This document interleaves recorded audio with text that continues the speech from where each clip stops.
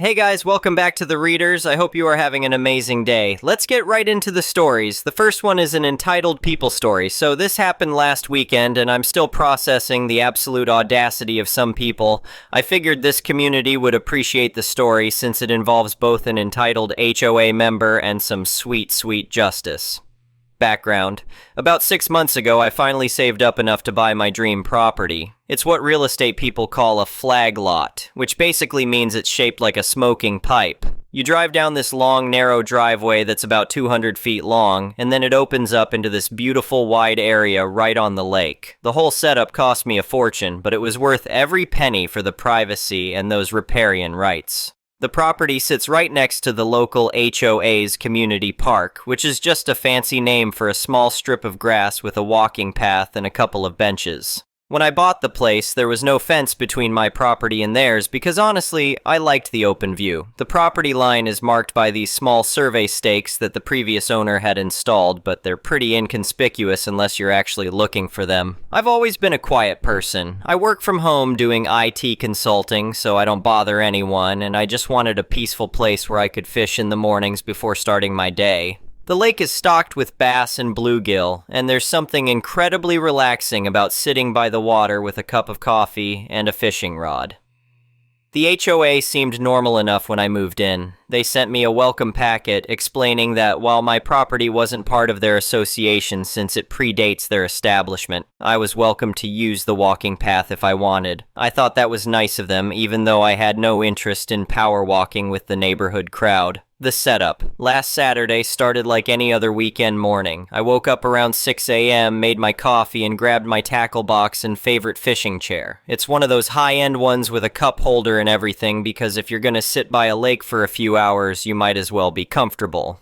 The morning was perfect. The temperature was in the mid-70s. There was just enough breeze to keep the bugs away, and the water was calm as glass. I set up my chair about 10 feet from the water's edge, well within my property lines, and cast my line out toward the deeper water. I'd been sitting there for maybe 30 minutes, just enjoying the peace and quiet, when I heard the distinctive sound of someone power walking down the HOA path. You know the sound, those expensive walking poles clicking against the asphalt in that rhythm that screams, "I'm exercising and everyone needs to know about it." At first I didn't pay much attention. People use that path all the time, and most of them were polite enough to just wave if they noticed me. But this particular morning the clicking stopped. I could feel someone staring at me, but I kept my eyes on my line. Sometimes people pause to watch fishing, thinking it looks relaxing. Then came the shouting. The confrontation begins.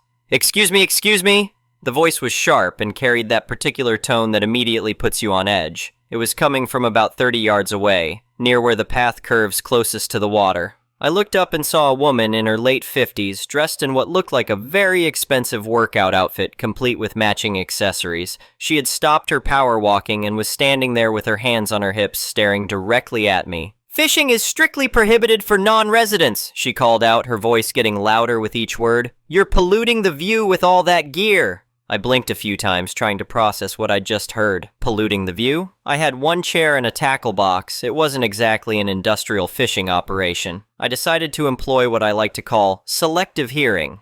I turned back to my line and continued fishing, hoping she'd just move along with her workout. This was clearly a mistake. The clicking of her walking poles resumed, but now it was getting closer. Much closer. I could hear her muttering something about people these days and no respect for community standards. When I looked up again, she was marching directly onto my grass, heading straight for me. The clicking stopped when she reached the soft ground, but her footsteps were still audible as she approached. "Did you hear me?" she demanded, now standing about 15 feet away from my chair. "I said fishing is prohibited for non-residents, and I know everyone in this neighborhood, and you're definitely not one of them." I set down my rod and looked at her calmly. "I'm sorry, but I think there's been a misunderstanding." "There's no misunderstanding," she snapped. "This is Common Area A of our Homeowners Association. You need a member ID card to be here, and I can tell just by looking at you that you don't have one." That last comment stung a bit. I was wearing old jeans and a t-shirt, nothing fancy, but I didn't realize there was a dress code for fishing on my own property. I took a deep breath and kept my voice level. "I don't need a card to sit in my own backyard," I said. She actually laughed at that. It was one of those sharp, condescending laughs that made my skin crawl. Your backyard? That's rich. I know the house on the hill was recently sold to some wealthy developer type, not someone who looks like... She gestured vaguely in my direction, letting the implication hang in the air. I felt my jaw tighten, but I forced myself to stay calm. Ma'am, I'm going to need you to leave my private property. This was apparently the wrong thing to say. The escalation.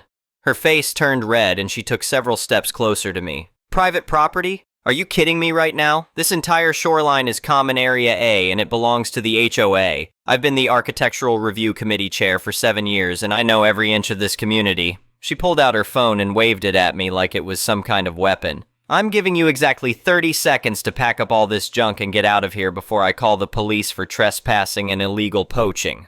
I glanced at my watch, more out of habit than anything else. Take your time, I said, gesturing toward one of the small survey stakes that was about 10 feet to her left. The reception is usually better if you stand over by that stake there. She looked confused for a moment, but apparently decided that was good advice because she walked over and stood right next to the marker while she dialed. I had to suppress a smile. That particular stake marked the exact boundary between my property and the HOA's community area. She was now standing a good 15 feet inside my property line, which made the situation even more ironic.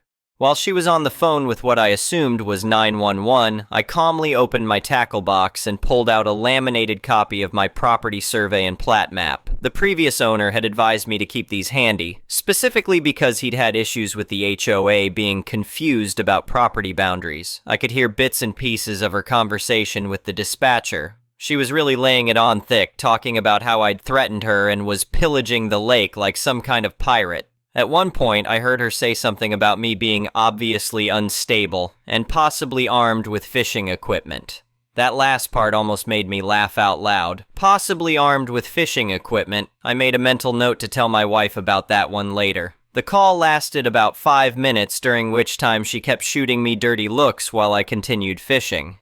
I managed to catch a nice-sized bass, which seemed to make her even angrier for some reason. When she hung up, she marched back over to me, still standing well within my property lines. "The police are on their way," she announced triumphantly. "And when they get here, you're going to be in serious trouble. Trespassing, illegal fishing without a license, threatening a community volunteer, and probably a bunch of other charges I can't think of right now." "Okay," I said, reeling in my line. "We'll see what they have to say." She seemed surprised by my calm response. I think she expected me to panic or pack up and run. Instead, I just sat there, occasionally glancing at my watch and enjoying the morning. The arrival. About 10 minutes later, I heard the rumble of a police cruiser coming down my long driveway. The woman, who I'd started thinking of as Karen in my head, immediately straightened up and put on what I can only describe as her victim face. 2 officers got out of the car. One was clearly a veteran, probably in his late 40s, with graying hair and the kind of relaxed confidence that comes from dealing with nonsense for years. The other looked like he might be new to the force, young and eager with his hand resting near his radio. Karen immediately rushed over to them, staying well within my property boundaries the entire time. "Officers, thank goodness you're here!" she exclaimed, her voice taking on a completely different tone than the one she'd been using with me. "This man has been trespassing on HOA property, fishing illegally, and when I politely asked him to leave, he became belligerent and threatened me." The veteran officer looked at her, then at me, sitting calmly in my chair with my fishing rod, then back at her. "Ma'am, can you tell me exactly what threats were made?" Karen seemed to realize she might have oversold that part. "Well, he didn't exactly threaten me with words, but his whole demeanor was very threatening, and he refused to leave when I told him this was private HOA property." The officer nodded and walked over to me. "Sir, mind if I ask what's going on here?" I stood up and handed him the laminated property survey and plat map. "Good morning, officer. I was just fishing on my own property when this lady came over and demanded I leave. I asked her politely to get off my land, but she refused and called you folks instead." The officer took the documents and studied them carefully. His partner came over to look as well. After a moment, the veteran officer looked up and glanced around, taking in the survey stakes and the general layout of the area. "Ma'am," he called to Karen, "can you come over here for a moment?" She walked over with a confident stride, clearly expecting vindication. "According to this survey," the officer said, You're currently standing about 15 feet inside this gentleman's private property. Did you tell us this was community land? Karen's confidence started to waver. It is community land. Look at the grass. It's all the same grass. There's no fence. The officer pointed to the survey stake she'd been standing next to earlier. See that marker there? That's a legal boundary marker. Everything on this side of that line belongs to him. He gestured to include the area where we were all standing. Karen looked at the stake, then at the survey map, then back at the stake. Her face was starting to turn an interesting shade of red. But that's impossible, she stammered. I've been walking through here for years. The HOA has always maintained this area. Ma'am, the younger officer chimed in, just because you've been walking somewhere doesn't mean you have the legal right to do so, and it definitely doesn't give you the right to demand that the property owner leave his own land. The veteran officer looked at me. Sir, do you want to press charges for trespassing? The resolution.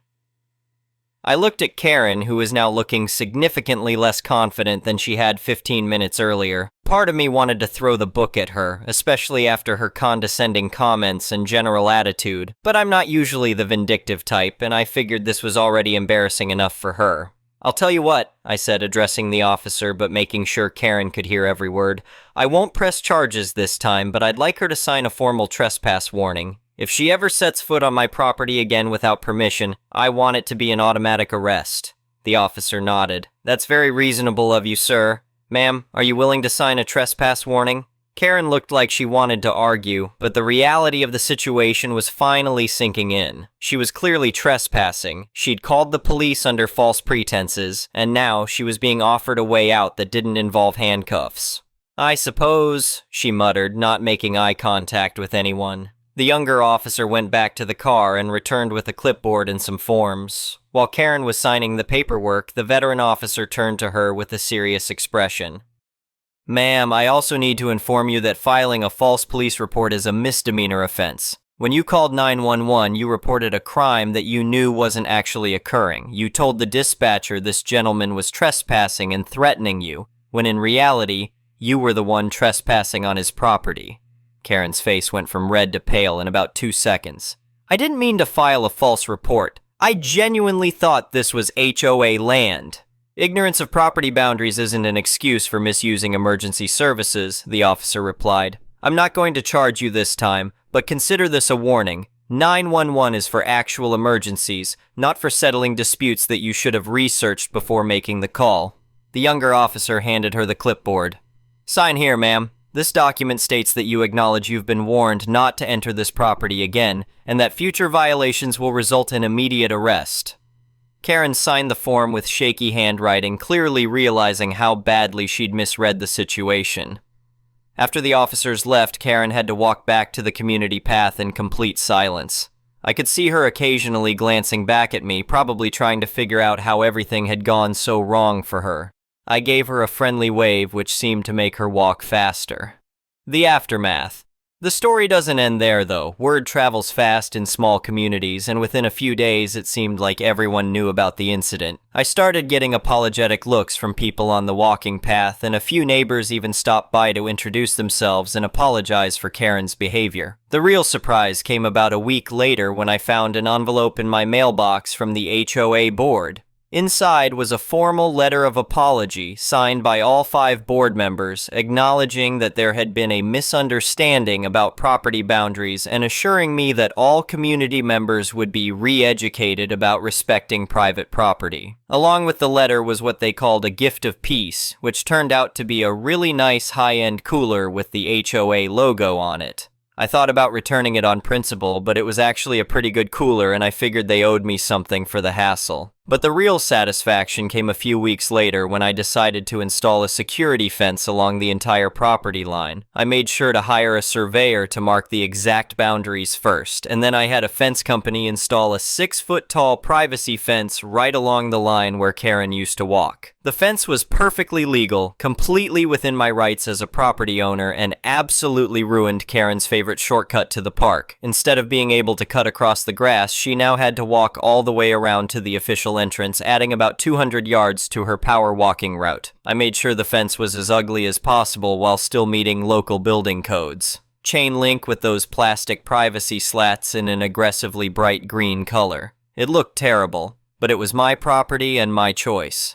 The first morning after the fence was installed, I was back out by the lake with my fishing chair and my coffee. I could hear Karen's walking poles clicking along the path, but now they stopped when she reached the fence. Through the gaps in the slats, I could see her standing there, probably realizing that her convenient shortcut was gone forever. She stood there for a long moment, and I wondered if she was going to say something. But apparently, she'd learned her lesson about confronting me on my own property. Eventually, the clicking resumed as she walked away, taking the long way around.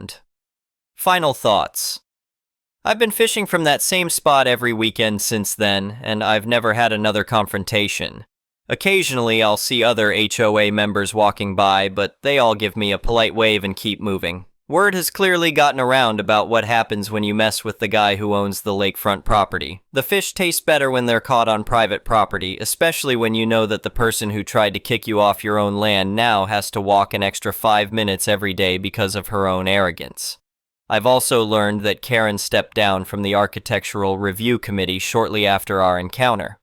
According to one of my new neighbors, she cited personal reasons for her resignation, but everyone knows it was because she'd become a laughingstock in the community.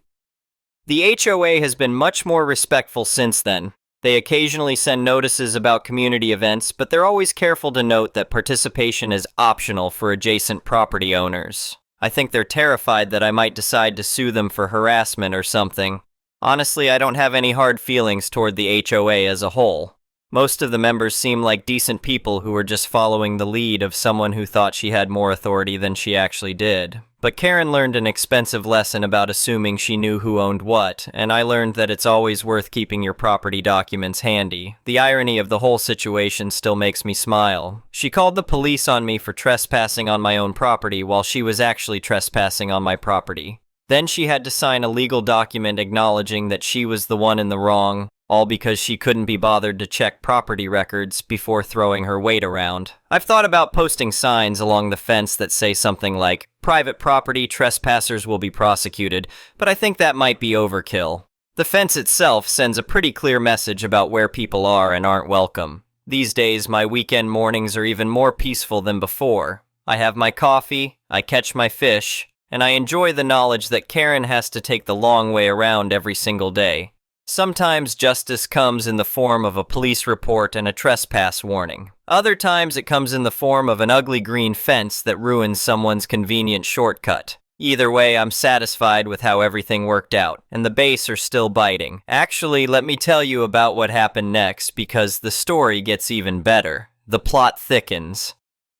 About a month after the fence installation, I was out doing my usual Saturday morning fishing when I noticed a car I didn't recognize pulling into my driveway. It was a nice sedan with county government plates, which immediately got my attention. When you've recently had police called on you for fishing on your own property, unexpected government vehicles tend to make you nervous. Two people got out of the car, a man and a woman, both in business attire, carrying clipboards and what looked like surveying equipment. They walked down my driveway looking very official, and I started wondering if Karen had somehow escalated things beyond the HOA level. The man approached me first.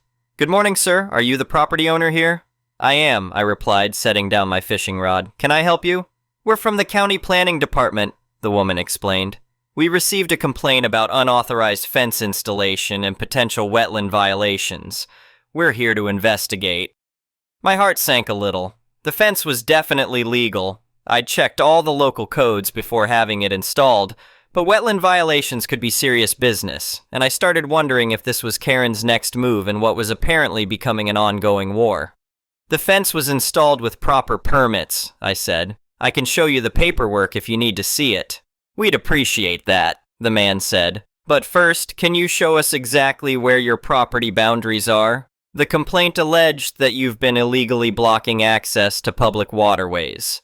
I walked them over to the survey stakes and showed them my property documents. They spent about 20 minutes measuring and checking their maps against my survey. During this time, I couldn't help but notice Karen Power walking back and forth on the HOA path, clearly trying to eavesdrop on the conversation. Finally, the woman looked up from her clipboard. "Sir, I'm afraid there's been a misunderstanding. Not on your part, but on the part of whoever filed this complaint."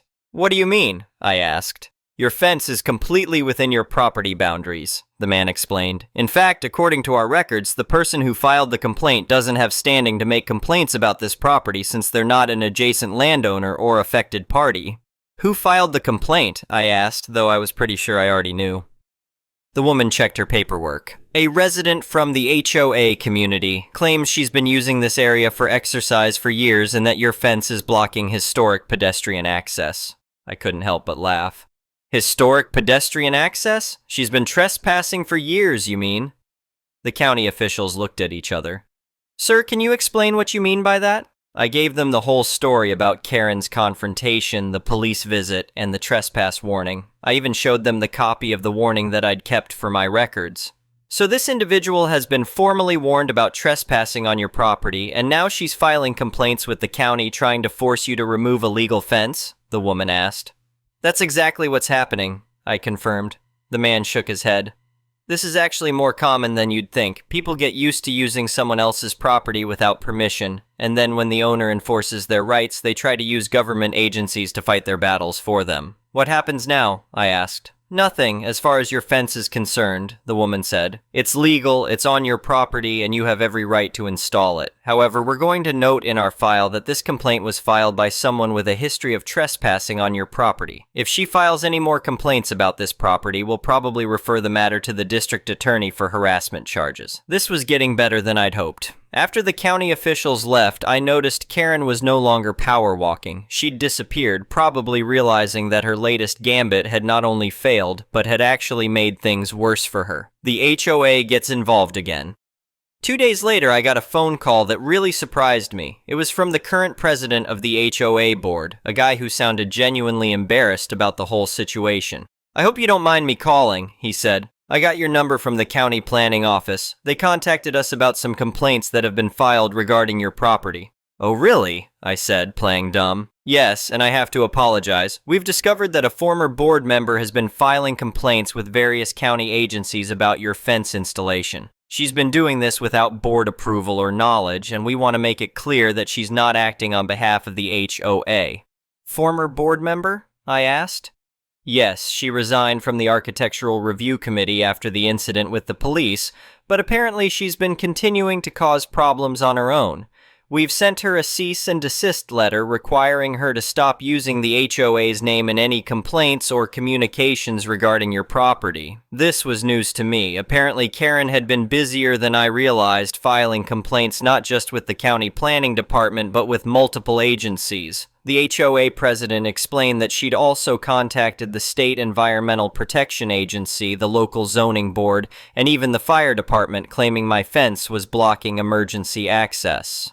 The problem is, he continued, every time she files one of these complaints, the investigating agencies contact us to verify the HOA's involvement. It's becoming a significant problem for our community relations with the county.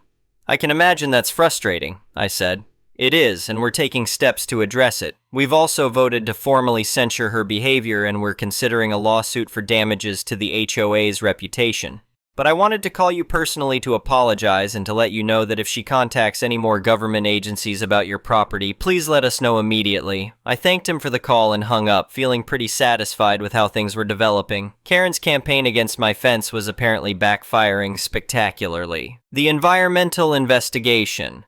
The next week brought yet another surprise. A truck from the State Environmental Protection Agency pulled into my driveway, and this time I was genuinely concerned. Environmental violations can be serious business, with potential fines in the tens of thousands of dollars. The inspector was a middle-aged guy who looked like he spent most of his time outdoors. He explained that they'd received a complaint about potential wetland damage and improper shoreline development. The complaint specifically alleged that you've installed structures that could affect water quality and wildlife habitat, he said. Mind if I take a look around? I gave him the full tour of my property, showing him the fence, the shoreline, and my fishing setup. He took water samples, measured distances from the water line, and checked the fence installation for any environmental impact. After about an hour of inspection, he came back to where I was waiting. Sir, I have to tell you, this is one of the most environmentally responsible lakefront properties I've seen in this county, he said. Your fence is well away from the water line. You've maintained natural vegetation along the shore, and there's no evidence of any soil disturbance or runoff issues. That's good to hear, I said. Can I ask what specific violations were alleged? He checked his paperwork. The complaint claimed you'd installed concrete structures in the water, cleared natural vegetation, and were using chemical fertilizers that could cause algae blooms. None of these allegations appear to be true. Concrete structures in the water? I asked. I don't even have a dock. That's what I noted in my report, he said. The complaint also included several photographs that were supposed to show environmental damage, but when I compared them to the actual site, it's clear they weren't taken on your property. This was getting ridiculous. Karen had apparently submitted fake photos with her complaint. Is that legal? I asked. Filing false reports with state agencies is definitely illegal, the inspector said. I'm required to forward cases of apparent false reporting to our enforcement division. They'll decide whether to pursue charges. Before he left, the inspector asked me if I'd had any previous issues with the person who filed the complaint. I gave him the whole story, including the police incident and the county planning department complaint. This fits a pattern we see sometimes, he said. Someone loses a dispute and then tries to use regulatory agencies to harass the other party. The good news is that once we identify this pattern, we can usually put a stop to it pretty quickly. The police follow up. About 2 weeks after the environmental inspection, I got another surprise visit, this time from the same veteran police officer who'd handled the original trespassing incident. "Good afternoon," he said when I answered the door. "Sorry to bother you again, but we've had some developments in your case that I thought you should know about." We sat on my porch and he explained that they'd been contacted by multiple county agencies about Karen's various complaints against my property. "The pattern of behavior suggests harassment," he said. "Filing multiple false reports with government agencies is a form of stalking under state law, especially when there's a documented history of conflict between the parties." "Are you saying this is criminal behavior?" I asked.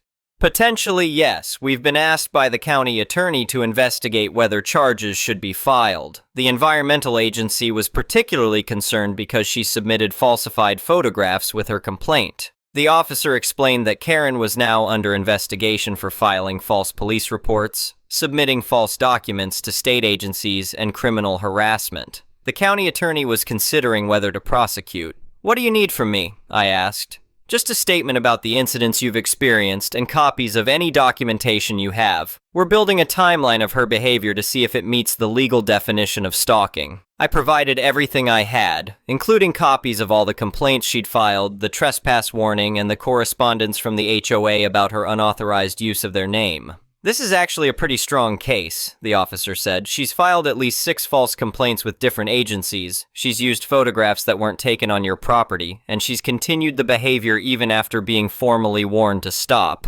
"What happens next?" I asked.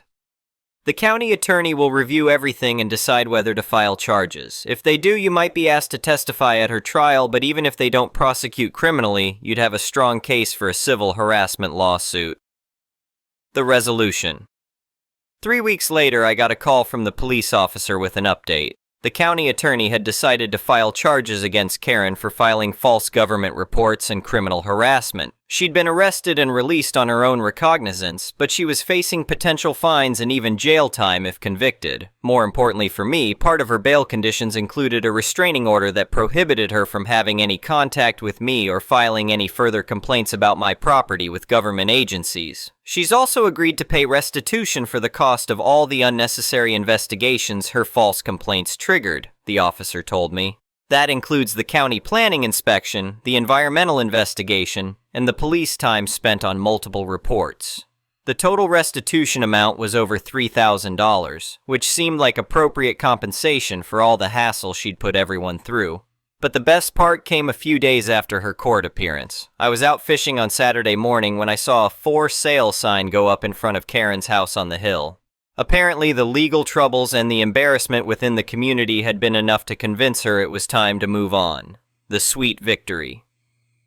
Karen's house sold within 6 weeks, probably because it was priced to move quickly. I never saw her again after the county official's first visit, but I heard through the neighborhood grapevine that she'd moved to a retirement community in another state. The new owners of her house turned out to be a young couple with 2 small children who were absolutely delighted to have lakefront neighbors. They even asked if their kids could occasionally fish from my shoreline, which I was happy to allow under supervision. The HOA sent me another gift basket after Karen moved away, this time with a note thanking me for my patience and understanding during a difficult period for the community. They also voted to install proper boundary markers along the community path to prevent future misunderstandings about property lines. And my ugly green fence, it's still there, but I've added some nice climbing plants along the HOA side to make it more attractive for the neighbors. I kept it on the property line as a reminder, but I figured I could afford to be generous once the problem was permanently resolved. These days, my Saturday morning fishing is more peaceful than ever. The lake is still full of bass and bluegill, the coffee still tastes great, and I have the satisfaction of knowing that Karen is probably somewhere far away, hopefully having learned a valuable lesson about respecting other people's property rights. The fish definitely taste better when they're caught in peace, without someone screaming about trespassing from 15 feet inside your own property line.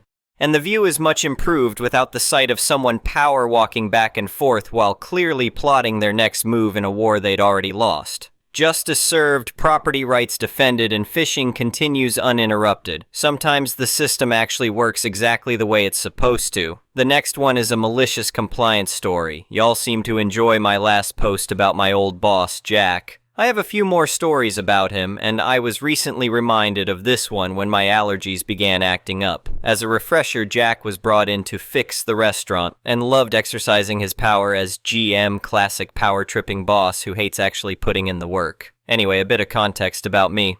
At the time of this story, I was 17, working at this restaurant after school to save for college. I also get horrendous seasonal allergies, to the point I have 3 bottles of industrial-strength antihistamines placed strategically so I'm never far from my medicine. They tend to flare up without warning, so I can't just take one in the morning. Anyway, that's besides the point, since at the time of the story I didn't take anything for my allergies. They were never severe enough to bother, and I was a broke high school student. This story would change that. Right, on to the story. I was working the drive-thru one fine fall morning right across from a Palo Verde tree. Anyone who has a Palo Verde tree near them, you know just how bad the pollen from those things gets in the fall. As you can imagine, after about an hour, my nose was already running something fierce. I saw where this was headed, and after blowing my nose, I went and found Jack to figure something out. Having a runny nose in food service is a bad idea, so surely he'd be willing to work with me, right? Nope. I've once again overestimated Jack. I started by asking if I could simply move to another station to get away from the offending tree. No, we've got a full staff today and I'm not willing to move you around. All right, then can I leave for just long enough to run to a corner store and pick up some over-the-counter antihistamines? No, it's company policy not to let employees leave and come back for the same shift. This one was complete BS, by the way. People left all the time when they had a long break and wanted peace and quiet to eat. By this point, I was getting confused. I was quite obviously suffering from a runny nose, even while talking to Jack, so I thought even he wouldn't be dumb enough to not throw me a bone. I asked if I could go home then, since I can't do anything else to alleviate my symptoms. Nope, I needed to stick around, dripping snot all over the counter while I talked to customers. Eventually, I realized he wasn't going to give. He wanted me to sit there and smile, in spite of my visible symptoms? Fine. Cue malicious compliance. Now, something I failed to mention earlier was that I was friendly with the franchise owner Sam, who was the only person there who outranked Jack. I also knew that part of Sam's weekly routine was to stop by this restaurant to catch up on paperwork on that day of the week, during my shift. This was information Jack had as well, but I suppose he didn't consider that Sam could possibly disagree with his handling of the situation. So I waited. I snagged a box of tissues from the staff bathroom, set myself up at my station, and worked as best I could. I made my way through that box, then a second, and half of a third before Sam got there, about an hour before my shift was scheduled to end. The tissues were provided by one of the shift leads, who I paid back. I felt bad using so many, since Jack didn't pay for them. My throat was sore from the mucus running down it, and my voice was hoarse from pushing through it. I'm sure the customers must have thought I was coming down with the plague or something. Finally, Sam arrives. I wait patiently for him to make his rounds, checking in on all the staff, seeing how we're doing, and making small talk with the ones who weren't busy. Finally, he walks over to the drive-thru and immediately notices my condition. "OP, are you feeling okay? You don't look well," he says. I responded, "I'm hanging in there. My allergies are acting up, no big deal." Sam frowns. "You sure? This looks like more than allergies." Oh, definitely. It's that Palo Verde tree causing it. I get like this every year. He looks confused now. Why didn't you move to a different station or take something for it? You can't work with food like this. Gotcha. I asked Jack. He said I couldn't do either and refused to send me home. I've just been trying to tough it out. Boom. Sam's face contorted for a moment, before straightening out into a look of grim determination. Come with me, he says. I'll grab someone to cover your station while we go talk to Jack. Sam has me hand my headset to one of the aforementioned non-busy co-workers. Guess it wasn't that hard after all. Then leads me to the back office where Jack is doing whatever it is he does. Jack greets Sam, then notices me standing there and frowns. OP, what are you doing back here? You need to stay at our station, Jack admonishes. Before I can respond, Sam cuts in with a stern, I had someone cover him. Why'd you keep him on the drive-thru when the tree was making his allergies act up like this? Jack started in with the same excuses he gave me, but Sam cut him off. We're not even that busy. You could have easily moved OP or sent him home. Again, Jack tried to justify his decision. Well, I asked the other employees and none of them wanted to swap. At this, Sam turned to me. I'm sending you home. You're in no state to finish your shift. I'm sorry you even had to stay this long. I thanked him and turned to leave. Unfortunately, Sam closed the office door, so I didn't get to eavesdrop on the ensuing conversation. I clocked out and immediately booked it to the corner store and slammed down some medicine to stop the runny nose. Long story short, when I proceeded to develop a lingering cough that stuck around for a significantly long time, I went to urgent care to get checked out. As it turns out, a lot of that mucus I inhaled ended up in my lungs, and I had pneumonia. Neat. So, after ending up on a doctor-prescribed day of rest, a dose of steroids, and a bottle of horse pills I took for a week, I was cured. To this day, I carry antihistamines with me so it never gets that far again. As for Jack, well, nothing happened to him as far as I could tell. That situation did get an honorable mention at the next staff meeting, though. Sam mentioned that employees should not be coming to work sick, and that any employees who develop symptoms while on the clock should be sent home. Go figure. Sadly, the well was poisoned for me after that, and I quickly found a new job where I was much happier. Jack's still working there to this day, though from what I hear he's getting ready to quit so he can move to another country to be with his girlfriend. My heart goes out to that poor woman. Anyway, I'll try to remember more Jack stories. I've got more, I just have to remember them. All this happened well over a year ago at minimum, so a lot of details have gotten foggy. See y'all next time. Anyway, thank you for watching.